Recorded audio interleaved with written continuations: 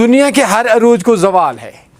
आज से 1200 साल पहले मैं जिस जगह पे मौजूद हूँ, इस जगह के ऊपर एक बहुत बड़ा अरूज था।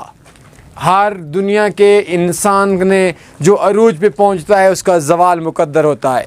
मैं आज एक फ़ील कर रहा हूँ इस जगह के ऊपर आकर कि ये कितनी खूबसूरत जगह होगी आज से 1200 साल पहले, और इस जगह के ऊपर तख्त पे बैठा बादशाह किस हाल के अंदर गुरूर और अकड़ में होगा। और आज देख सकते हैं यहाँ की टूटी हुई खिड़कियाँ और टूटे हुए दरवाज़े रब्बे ज़ुल-जलाल की इस सिफ़ात को बयान कर रहे हैं कि हर जी नफ्स ने मौत का मज़ा चखना है। हम लोग दुनिया के अंदर आए हैं, कुछ अरसे के बाद हम लोग भी ऐसे हो जाएंगे।